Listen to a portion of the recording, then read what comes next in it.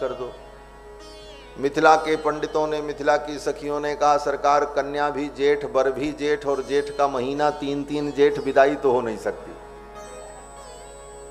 जेठ का महीना हो, कन्या भी जेठ हो, बर भी जेठ हो, तो कोई शुभ काम नहीं होता। मिथिला की सखियों ने कहा कन्या भी ज्येष्ठ है, बर भी ज्येष्ठ है, और जेठ का महीना भी है, इसलिए जेठ के महीने में तो विदाई नहीं हो सकती। टल गई विदाई, जेठ का महीना भी बीत, आषाढ़ आ गया। आषाढ़ का महीना आया, वर्षा ऋतु प्रारंभ हो गई, झरझर वर्षा प्रारंभ हो गई। राम जी ने कहा अब तो आषाढ़ का महीना आ गया है, अब तो विदाई हो जाए। मिथिला की सखियों ने कहा विदाई तो कर दें, लेकिन आप जाओगे कैसे? चारों तरफ पानी भरा है। जनक जी ने जितने सेतु बनवाए थे, पुल बनवाए थे, वर्षा में सब बह गए। और वर्षा ऋतु में तो सन्यासी भी कहीं नहीं जाता है, एक जगह रह करके चातुर्मास्य करता है। और आप गृहस्थ होकर के पत्नी को लेकर, परिजनों को लेकर के इस वर्षा में यात्रा करना ये उचित नहीं है। अब तो आप रुक जाओ, आषाढ़ के महीने में नहीं जाने। श्रावण का महीना आया, श्रावण के महीने में और भयंकर वर्षा होने लगी। सखियों ने कहा सरकार अब तो सावन में यहीं आपको झूला झुलाएंगे। और स्वर्ण के हिडोल में, सोने के हिडोल में बैठा करके भगवान को, श्री सीतारामचंद्र जी को मिथिला की सखियों ने सुंदर झूला झुलाया और कजरी गाई महाराज। हमारे अयोध्या में श्रावण के महीने में भगवान का झूला महोत्सव होता है, जो लोग गए होंगे खूब दर्शन किए होंगे। और इस वर्ष तो हमारे रामलला सरकार ठाकुर जी का विशेष झूला बन रहा है। लगभग 1,35,00,000 में लगभग 1.5 कुंटल चांदी का झूला वृंदावन में बन रहा है। और आने वाले सावन में भगवान रामलला सरकार उसमें झूलेंगे। भगवान के लिए इस प्रकार की सेवा और भावना से जो कुछ हम लोग करते हैं, आनंद लेते हैं, यही वास्तविक आनंद है। भगवान के सेवा के लिए, भगवान के सुख के लिए जो हमारे आपके मन में संकल्प होता है, उन संकल्पों को हम जो मूर्त रूप देते हैं, यही भक्ति का प्रकट रूप है। तो मिथिला की सखियों ने भगवान को स्वर्ण के हिडोले में बैठा करके झूला झुलाया, किशोरी जी को और रघुनाथ जी को, और सखियों ने कजरी गाई। अरे राम रिम झिम बरसे पनिया झूले राजा रनिया रे हरी। हरे राम रिम झिम बरसे पनिया झूले राजा रनिया रे हरी। हरे राम रिम झिम बरसे पनिया झूले राजा रनिया रे हरी। हरे राम रिम झिम बरसे पनिया झूले राजा रनिया रे हरी। गिर आए घुमड़ी घनकारे बड़े रिम झिम बूंद फुहारे रामा। गिर आए घुमड़ घनकारे पड़े रिम झिम बूंद फुहारे रामा। हरे रामा चमक रही दामिनिया झूले राजा रनिया रे हरी। हरे राम चमक रही दामिनिया झूले राजा रनिया रे हरी। हरे राम रिम झिम बरसे पनिया झूले राजा रनिया रे हरी। हरे राम रिम झिम बरसे पनिया झूले राजा रनिया रे हरी। अंग अंग में भूषण निराला गले सोहे मणिन की माला रामा। अंग अंग में भूषण निराला गले सोहे मणिन की माला रामा। हरे राम कमर पड़ी कर धनिया झूले राजा रनिया हरी। हरे राम कमर पड़ी कर धनिया झूले राजा रनिया रे हरी। हरे राम रिम झिम बरसे पनिया झूले राजा रनिया हरी। हरे राम रिम झिम बरसे पनिया झूले राजा रनिया रे हरी। तू झूले सुरग ही डोरा दिन काम लेत मन मोला रामा। दो झूले सुरग ही डोला दिन दाम लेत मन मोला रामा। हरे राम मंद मंद मुस्कनिया झूले राजा रनिया हरी।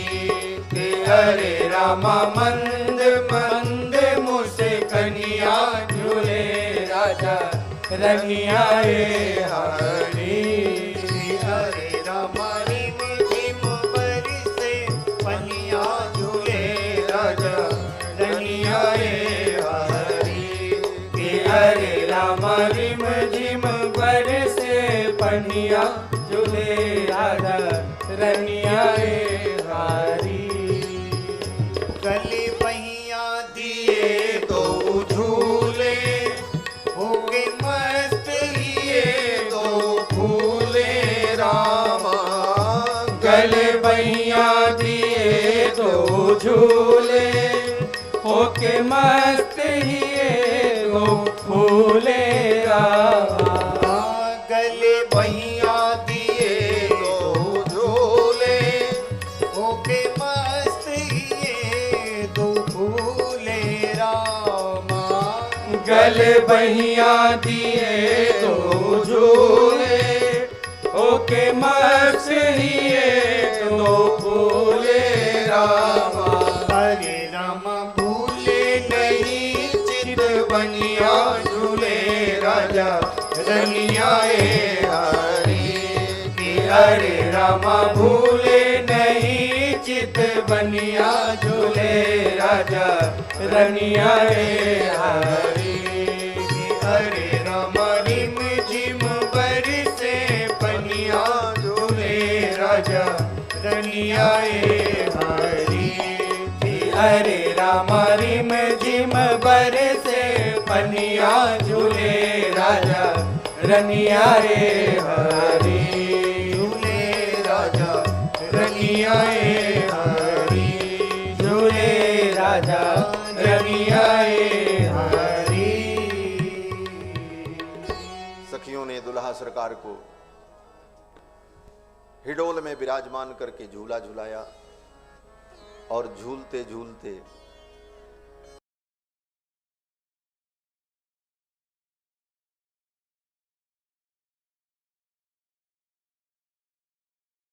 का सरकार ऐसे नहीं उतारेगी।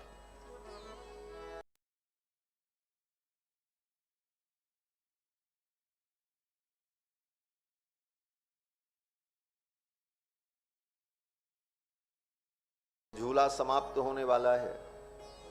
आप वचन दो कि ज्यों सावन का महीना लगेगा फिर आप पधारोगे और झूला का ये आनंद हम भक्तों को प्रदान करोगे। ये शर्त अगर स्वीकार करो तो आपको झूला से उतार दे। मिथिला की सखियों ने कहा, झूल कर जा रहे हो तो वादा करो, झूल कर जा रहे हो तो वादा करो, नाथ लगते ही सावन चले आओगे। ज्यों ही सावन लगे फिर आप आ जाना और ये सुख, ये आनंद, ये रस मिथिलावासियों को प्राप्त हो। सावन का महीना बीत गया, भादों के महीने में और वर्षा, फिर विदाई नहीं हुई। भादों के बाद वर्षा कम हुई, बोले अब विदाई कर दो। मिथिला की सखियों ने कहा, सरकार अब पितृपक्ष आ गया है, पितृपक्ष में तो कोई मुहूर्त होता नहीं। पितृपक्ष बीत गया, बोले अब विदाई करो। बोले अब तो नवरात्रि आ गई, शारदीय नवरात्रि में लोग कन्या की पूजा करते हैं और हम अपनी कन्या को घर से विदा करें, ये ठीक नहीं। अब तो नवरात्रि हो जाने, नवरात्रि भी हो गई, कार्तिक का महीना आ गया, बोले अब विदाई हो जाए। मिथिला की सखियों ने कहा भैया दूज आने वाली है, अब किशोरी जी जाएंगी तो भैया दूज में इतने जल्दी कहाँ आ पाएंगी, इसलिए भैया दूज का उत्सव कर लो तब जाओ आप। भैया दूज हो गई, भैया दूज हो गई, बोले अब विदाई कर दो। तो मिथिला की सखियों ने हंसते हुए कहा सरकार अब तो आपके विवाह की पहली वर्षगांठ आने वाली है, 10 दिन बचा है, 15 दिन, अब तो हम तो यही कहेंगे कि विवाह की पहली वर्षगांठ तो आप ससुराल में ही मना करके जाओ, जो आनंद यहाँ होगा वो अयोध्या में नहीं होगा। और इसी के लिए तो आपका अवतार हुआ था, विवाह की वर्षगांठ मनाने के लिए ही लक्ष्मी जी ने कहा तो भगवान ने कहा चलो मृत्युलोक में चल करके अवतार लेकर के लीला करते हैं। तो ये सुख मिथिलावासियों को प्राप्त हो, अब तो विवाह की पहली वर्षगांठ तो आप मिथिला में ही मना करके जाओ। और सखियों ने रोक लिया, और फिर जब विवाह पंचमी आई तो बड़े धूमधाम से ठाकुर जी के विवाह महोत्सव का मिथिला के लोगों ने आनंद अनुभव किया।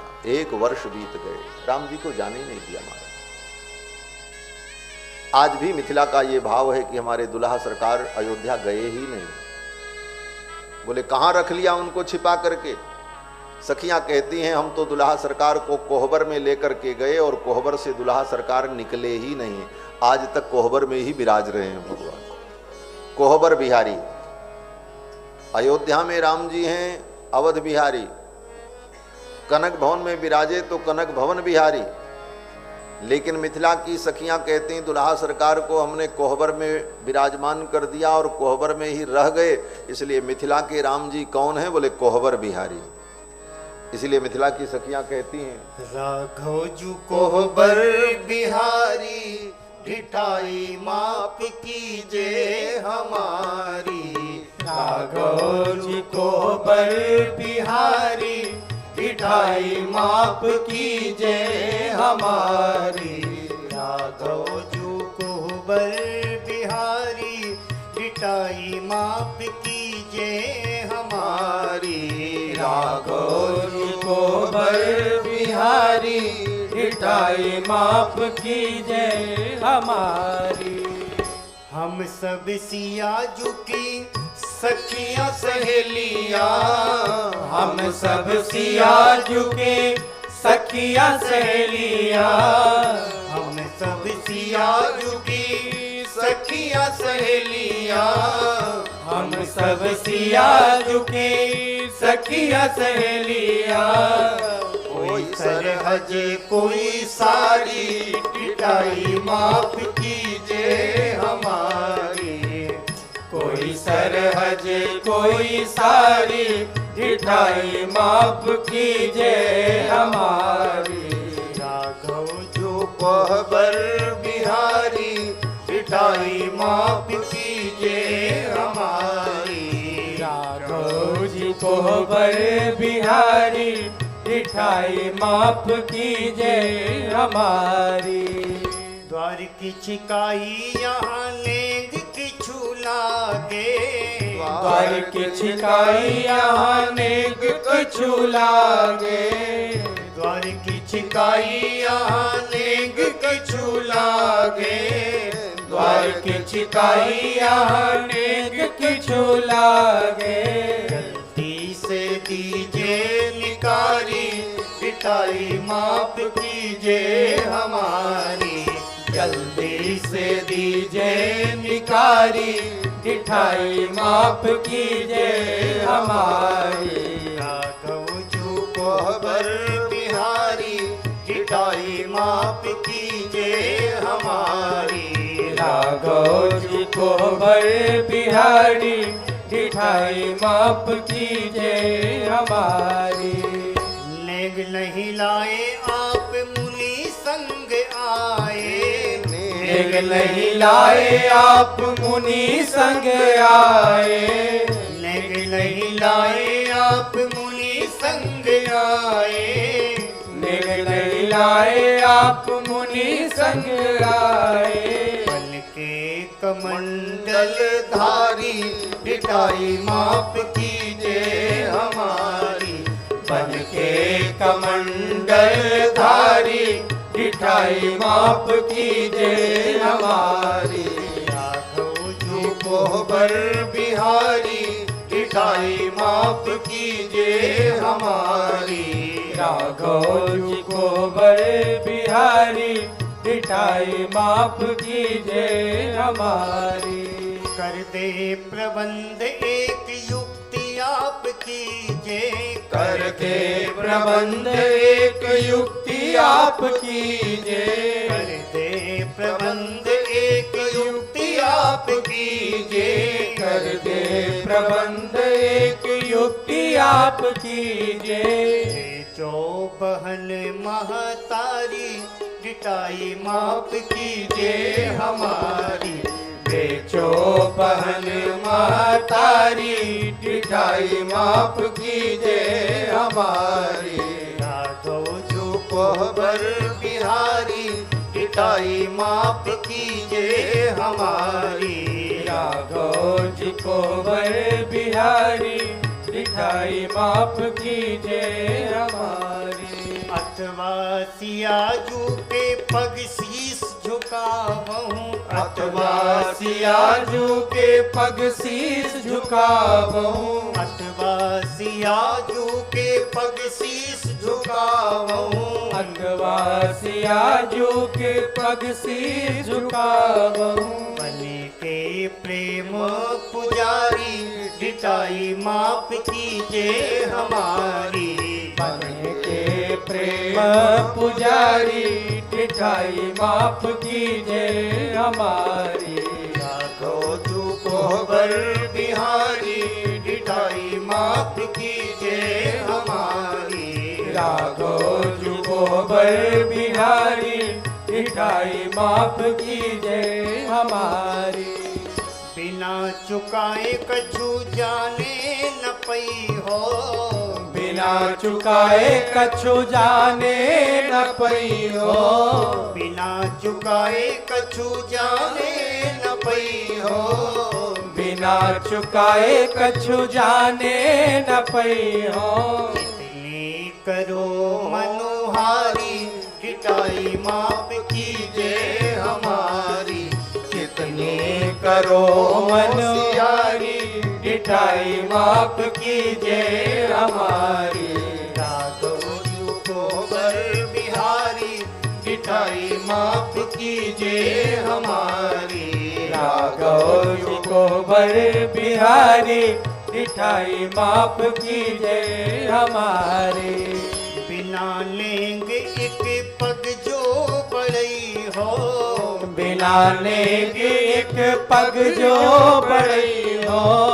बिना लेंगे एक पग जो बड़ई हो। बिना लेंगे एक पग जो बड़ई हो।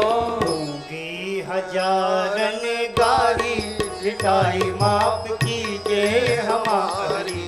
दूंगी हजारन गारी मिठाई माफ कीजे हमारी।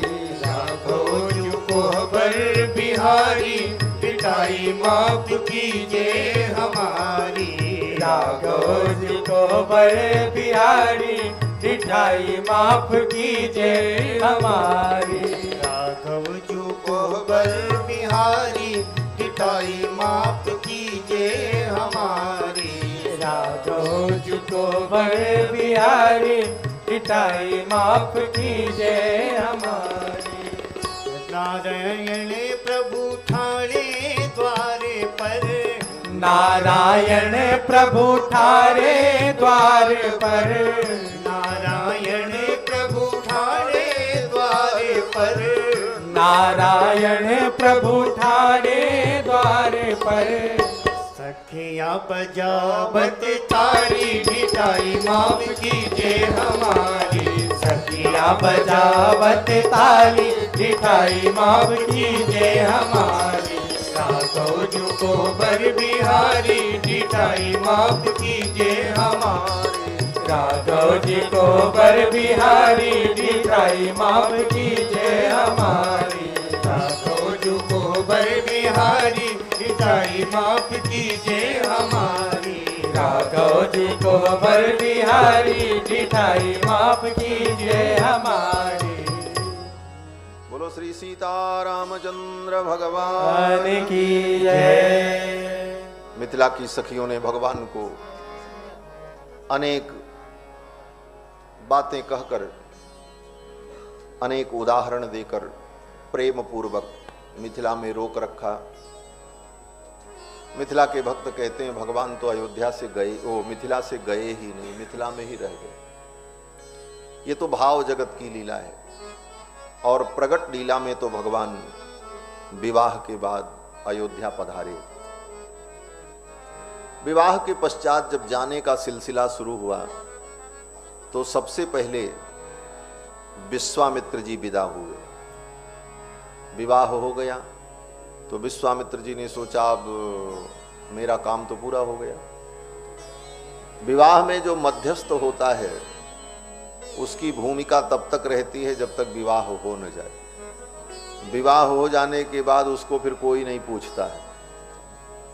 जब तक विवाह नहीं हुआ तब तक वर पक्ष कन्या पक्ष दोनों लोग उससे सलाह लेते हैं, पूछते हैं क्या करना, कैसे करना। और जब ब्याह हो गया, दोनों पक्ष मिल गए, तब उस बेचारे की कोई पूछ नहीं होती। जिसको बरतुहार कहते हैं, क्या कहते हैं, वो मध्यस्थ जो होता है। तो विश्वामित्र जी इस विवाह के मध्यस्थ थे। विश्वामित्र जी ने सोचा अब विवाह हो ही गया, अब हमारा प्रयोजन पूर्ण हुआ, अब हमको जाना चाहिए। सवेरा होते ही विश्वामित्र जी ने जनक जी से कहा राजन अब अनुमति हो, मैं जाना चाहता हूं। अथ रात्र्यां व्यतीतायां विश्वामित्रो महामुनिः आपृष्ट्वा तौ च राजानौ जगामोत्तर पर्वतम। रात्रि व्यतीत होने के बाद दूसरे दिन ही दोनों राजाओं से, श्री जनक जी से और दशरथ जी से, आपृष्टौ तौ च राजानौ जगामोत्तर पर्वतम, उत्तर पर्वत हिमालय की ओर तपस्या करने के लिए विश्वामित्र जी चले गए। विश्वामित्र जी जब चले गए तो अब सबका जाने का मन होने लगा। कोई उत्सव होता है, विवाह होता है, लोग बड़े उत्साह से आते हैं सम्मिलित होने के लिए, बड़ी तैयारी करते हैं। और जब कार्यक्रम पूर्ण हो जाता है तो एक व्यक्ति अपना बैग उठाया और जाने लगा तो बाकी सबके मन में होता अब चलो भाई, फिर किसी का मन नहीं लगता, सब जाने की तैयारी में लग जाते हैं। उसी प्रकार विश्वामित्र जी के जाते ही सबका मन उचाट हो गया। दशरथ जी महाराज ने भी कहा राजन अब हमें भी अनुमति मिले, अयोध्या जाना है।